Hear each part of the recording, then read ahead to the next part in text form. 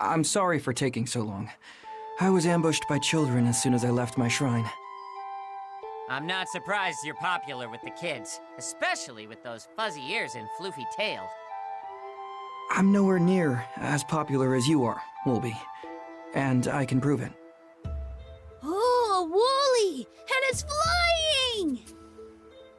Hey, stay back! Hey, if you want fluff, go snuggle Fubuki! Come back, Wooly! We want to play! Ah! Stay away!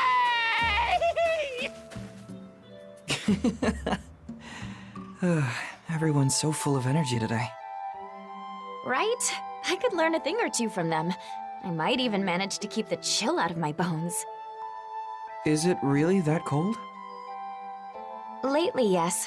I wouldn't dare set foot out at night around here. I thought as much. You did? Let's go somewhere private. I'll explain there. Regarding this sudden cold snap, I think I'm actually causing it. Wait, you? But this only started just recently. I suspect it's linked to the restoration of my divinity. I lost much of my power after the celestial collapse. However, if the weather grows any colder, the villagers will suffer. The children may no longer be able to play outside. And yet, I can do nothing to change this situation. Are you sure it's that serious? Hey, have a heart. It's clearly bothering the poor guy. Oh, I wasn't trying to write him off. How should I put this? You became a god ages ago, right? Then people should already know that they'll need to contend with extreme cold around here. I'm sure they have long-standing traditions to help them deal with just that, so I wouldn't panic. Nevertheless, I understand why you're so desperate to help them, but you shouldn't agonize over this. Exactly. Heck, living somewhere super cold can even have its benefits. Right. So rather than trying to deal with the cold, why not find a way to enjoy it instead? that does seem more productive. All I needed to do was consider the issue from a different angle. Sounds like you could use our help. Kai? And Kurama? Why are you both here? I heard the pitiful cries of a soul in need. I think that was your imagination. This brute decided to come bother you out of boredom. I was dragged along against my will. Details, details. Anyway, the solution to your problem is snowball fights. Everyone has fun while also staying warm. What kind of fool would dare brave the outdoors in this abysmal cold? Especially when we have countless ways to amuse ourselves indoors. Oof! Hold on, Kai. Where did you get that snowball? What? Did you think I'd show up here without any ammo? This place is practically a powder keg for a snow war. Okay, but maybe don't throw them indoors? Ah, come on, don't be such a wet blanket. I'll clean up afterward. But you'd better watch out, or else... That was the final straw. I'll tolerate your tomfoolery no longer. Today, you pay. Calm down, Kurama. We don't need to resort to violent. See? You gotta stay on your toes. How'd it come to this? No stopping them now. Better to go with the flow. So I see. Oh well, at least they're enjoying themselves.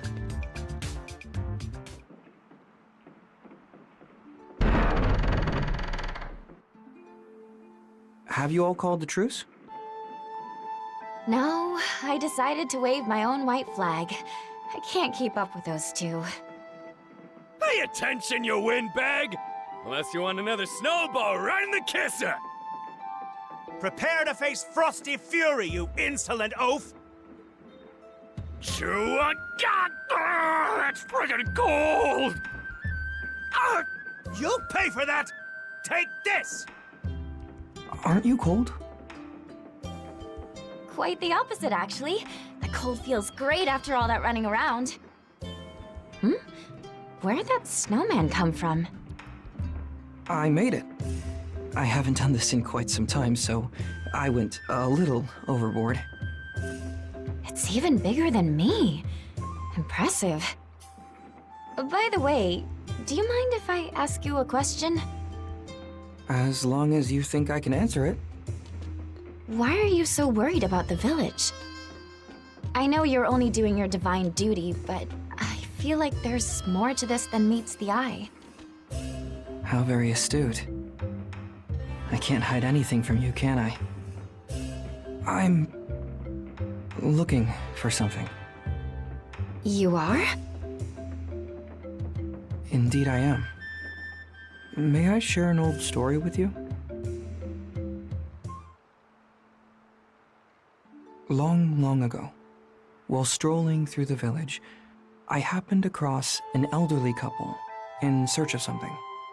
They sought the winter blossom, a flower as delicate as spun sugar that glittered like crystal. I asked them why they wanted to find a flower of all things. They happily informed me. Before that couple had wed, a blizzard once stranded them near the village. So fierce was the wind and snow that they feared they might freeze to death. They huddled together and somehow survived the night. The blizzard abated, and they headed toward the river to slake their thirst.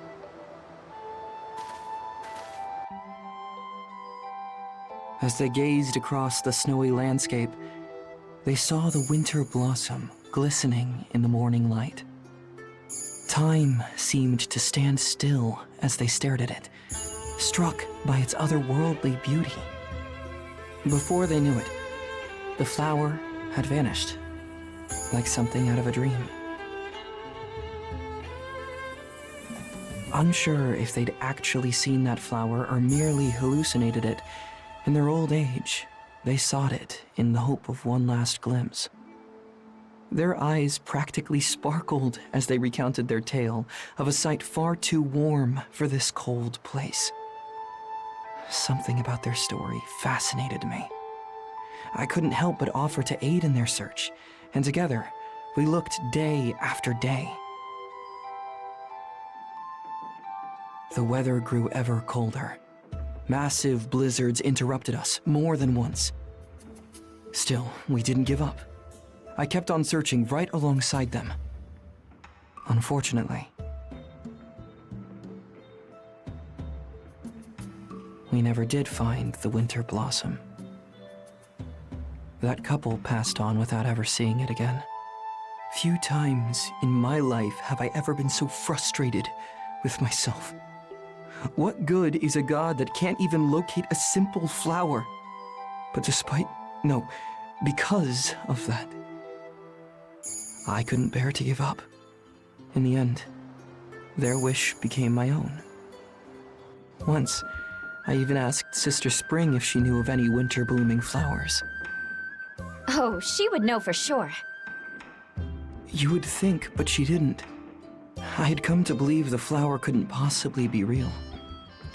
That couple even said their minds could have invented it from sheer relief after surviving the blizzard. But explaining away the winter blossom so easily felt like I was disrespecting their memory. And I just couldn't stand that. Silly, isn't it? I may have spent all this time in pursuit of pure fantasy. I don't think it's silly at all. Huh? While I have no idea whether that flower exists, I'm sure remembering it gave that couple hope. The strength that they needed to survive the bitter cold. Hope. I bet you're drawn more to what that flower represents than the flower itself. Memories that warm you body and soul, giving you a reason to endure life's harshest winters. That makes sense. So, I longed to make memories of my own with someone important to me. Why don't I help you look for it? I won't get your hopes up by saying we'll definitely find it, but I'd like to believe it's possible. And at the risk of sounding insensitive, it doesn't matter if we never find it. Why's that? Think about it. The search itself will let us make plenty of heartwarming memories. Yes. You're absolutely right. I, too, believe the winter blossom must be out there somewhere. And we'll find it together. It's awfully chilly. We ought to head inside.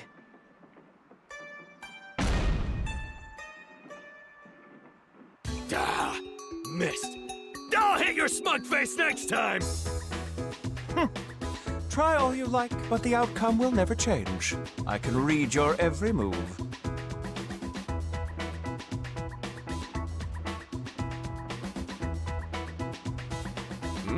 Hey there, Fubuki! Why are you alone? Our dancer threw in the tower early, so I'm bored out of my mind. Why don't you join us? You will pay. Huh? You will pay for what you did to our dancer, and for making a mess of my shrine! Uh-oh! He snapped! Fubuki, wait! You have the wrong idea. I'm not sure why you're so upset, but this is Kai's fault, all of it! Wait, why are you blaming me? You wouldn't have a problem if you didn't keep dodging my shots! No excuses! You're both responsible for this! You okay? Yes, absolutely. Except that now I'm chilled to the bone. I mean, I'd love to head inside for a bit.